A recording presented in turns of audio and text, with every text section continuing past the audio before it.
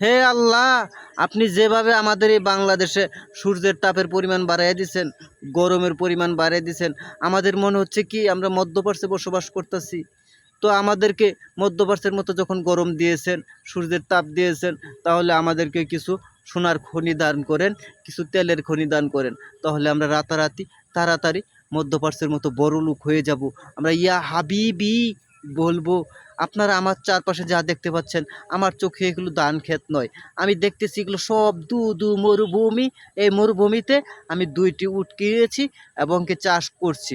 দেখুন মরুভূমিতে উটগুলো খাচ্ছে কি করে সুন্দর করে, হ্যাঁ। এগুলো সব বালু বালু বালু। আপনার চোখ যত দূর যাবে, আপনার দৃষ্টি যত দূর যাবে, আপনি দেখবেন শুধু মরুভূমি আর মরুভূমি। এইখানে কোনো জলাশয় পাবেন না। ওই যে দূরে দেখা যাচ্ছে খেজুর বাগান, দেখতে পাচ্ছেন? এটা হচ্ছে আমাদের বাংলাদেশের মধ্যপ্রাচ্যের খেজুর বাগান। নতুন করে আমাদের এই বাংলাদেশ মিডল ইস্টের মতো হয়ে যাচ্ছে। যে হারে খরা হচ্ছে, যে হারে তাপ হচ্ছে, যে হারে গরম হচ্ছে, আহা হা হা হা গো! আমার মনে হচ্ছে আমরা ঠিক মধ্যপ্রাচ্যে বসবাস করি। আমার মনে হয় কি আমি এখন বসে সৌদি আরবে আজওয়া খেজুর খাচ্ছি। দুবাইয়ে যাবেন, সেখানে যেয়ে বসে ফরিদা খেজুর খাবেন। এরকম ফিল পাচ্ছি আমি বাংলাদেশে বসে। মনে হচ্ছে আমরা বারবার মিডল ইস্টে আসছি, এখানে বসে খেজুর খাই, আজওয়া খেজুর খাই, কি কয় ফরিদা খেজুর খাই, ইয়াসমিন খেজুর খাই, কত কিছু খেজুরের যে নাম আমি তো ভুলেই গেছি এখন। ডাবাস খেজুর খাই। আপনারা এই যে দেখুন আমার চারপাশে যা আছে সব ধু মরুভূমি। এখানে আপনারা উট চাষ করতে পারবেন, উটের দল বেঁধে বেড়াইয়া যাবে, হ্যাঁ ঠিক আছে। এখানে উট হারানোর কোনো সম্ভাবনা নাই। এটা হচ্ছে ছোট মরুভূমি, ঠিক আছে।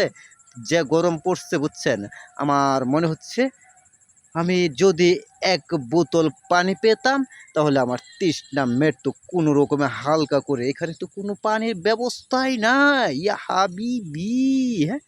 এরকম হইলে মানুষ কিভাবে বাঁচবে আমি তো বুঝেই পাচ্ছি না। তো এই বাংলাদেশের যে হারে গরম বাড়ছে, আসলে এখানে টেকা বড়ই কঠিন।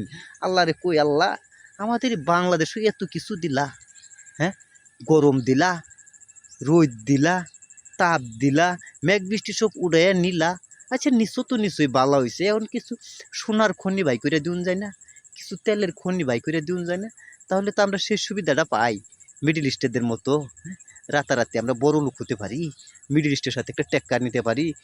যদি সেরকম বড় লোক হয়ে যাইত, একদম সব ফালাইয়া দিব আমরা। খালি ডলার ডলার না, ডলার চলবো না, তখন আমাদের বাংলাদেশের টাকার মান বাড়াইয়া ফেলামো আমরা, হ্যাঁ।